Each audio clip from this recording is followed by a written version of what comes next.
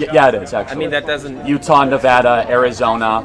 that doesn't necessarily have any sort of relevance to your point. So why would you say that the broken inner cities in America all have Democrat mayors, and the best-run states all have Republican governors? Why would you say that?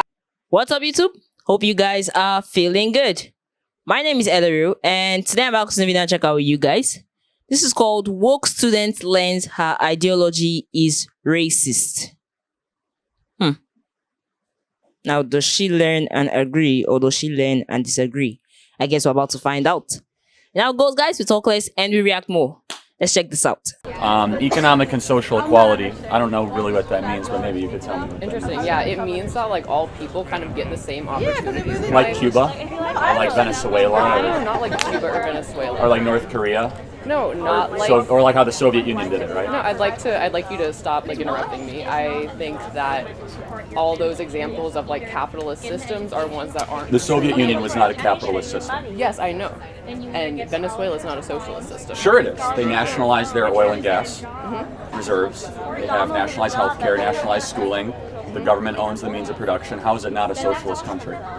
Because because of the history of U.S. interference, socialism cannot be like enacted as it should be. It also sort of functions under the guise of socialism. I think a lot of the power officials Venezuela's are still corrupt as fuck. Yeah, can you show me any socialist country that works? Yeah, most of Europe. So maybe Norway, Sweden, or Finland? Yeah. But they're more economically free than America. How so? On the World Economic Freedom Index, they're ranked higher than America. And so what does that like mean? So lower taxes, less regulation. So they're not, I wouldn't consider them to be socialist countries. They provide healthcare for all their citizens. So does Cuba. How does that work?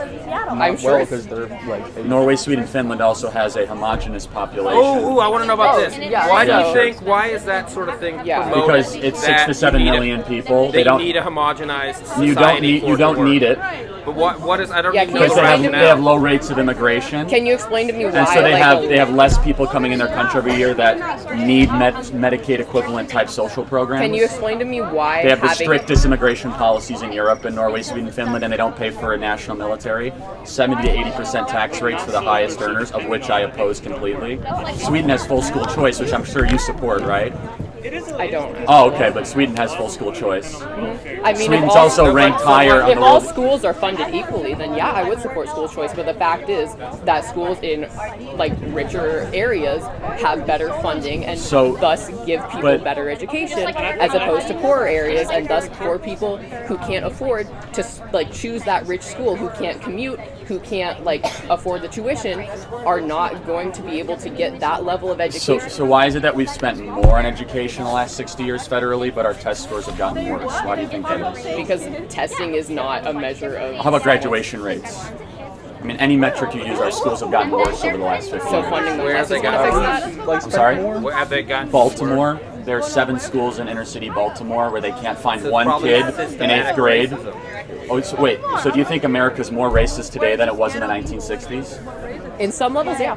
Really? You think America's more racist today than it was in the 1960s? I It's think. still more racist than it should be. I mean, yeah, I want to say like, I think like net racism testing. I mean- Do you want it to be more racist? Yeah, 'Cause that's because, what like- it seems No, like. it's not. Actually, I think but we're it's- significantly less racist, so you can't That's blame true. racism just for 'cause why these something's communities are less not doesn't doing mean well. it's Really? Could No, you not significantly blame, like, less. Could you not blame, What for is your example, race metric? Well, let me look. Okay, so in the 1960s, blacks weren't allowed in the National Basketball Association. In the 1960s, the Civil Rights Act hadn't been passed until 1965. The 1960s, blacks were not allowed to go to the same schools as whites. So, like, that's my metric. So we passed the Civil Rights Act in I think those are 1965. just kind of anecdotal. yeah, Oh, those how are about this? We had a black president elected twice in 2008 and 2012. Oh man, so since a black president was elected, we fixed racism, we right? quintupled. No, not we haven't finished racism. We're significantly less racist. So the talking point of the far left is that the inequities that the black community and minority communities are experiencing is because of systemic racism. In order for that argument to be true, America would have had the same sort of amount of racism over the last 60 years, or gotten more racist.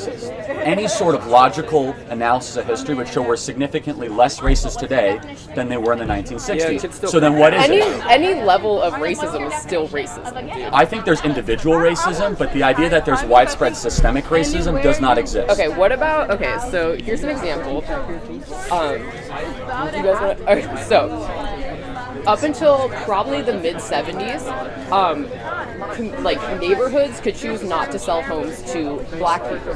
That's why a lot of black people live in like certain like parts of town, you would say, and those are also generally the parts of town that have like underfunded schools and stuff like that. So the Asian community went through the exact same type of discrimination, yet the Asian community is the richest community per race in America. So are you implying something about the black community? No, you know what I'm saying? I'm saying the Asian community did not have a series of social welfare programs designed at them, such as federal welfare systems, broken public schools.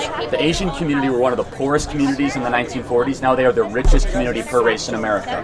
How did that happen? So you're saying black people are... They were taking advantage. Black people are poor because of the Democrat Party, who got them addicted to government benefits, stuck them in clustered urban areas, put them in broken schools. Is that the Democratic Party did all of that? Yes. Show me one urban city where there's a Republican mayor. Show me one urban area where there's more Republican congressmen than Democrat congressmen. Like currently? Yes, or even the last 50 years.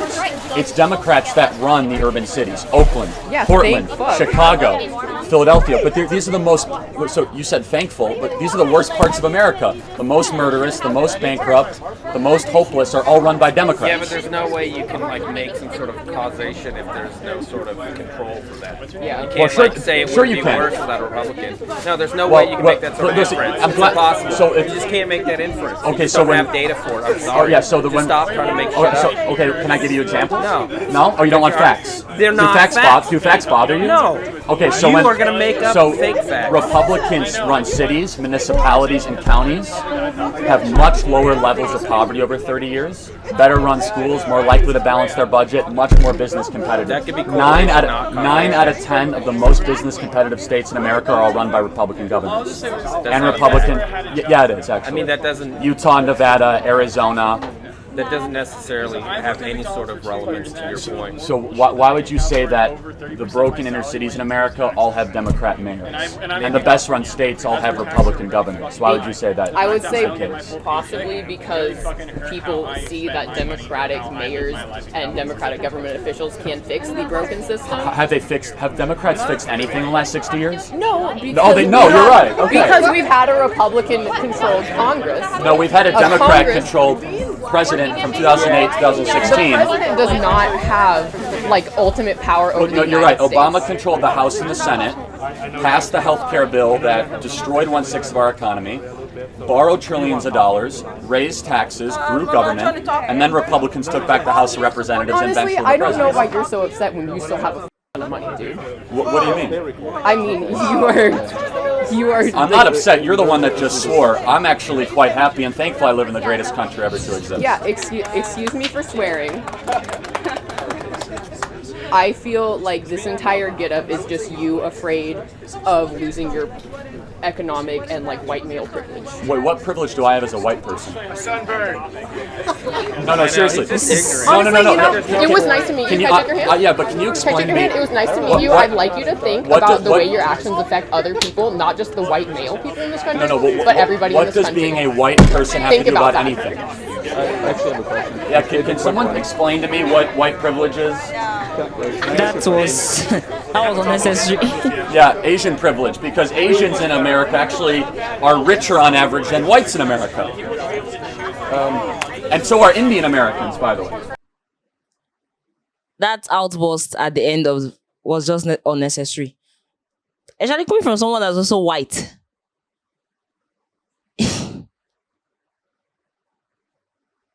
This is baffling.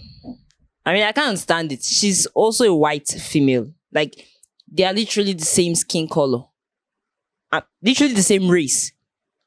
And she's talking about, okay, she said male white privilege. Okay, maybe there's some sense to that. I won't judge. Now, back to the main topic, socialism.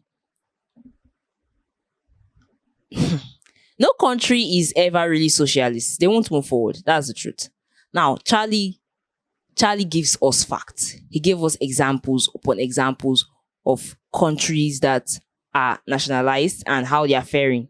And he says the reason why they're even faring that far is because they have lower immigration rates. They have strict border laws put in place and all whatnot. And he says they were even freer than America economically. Socialism as a whole,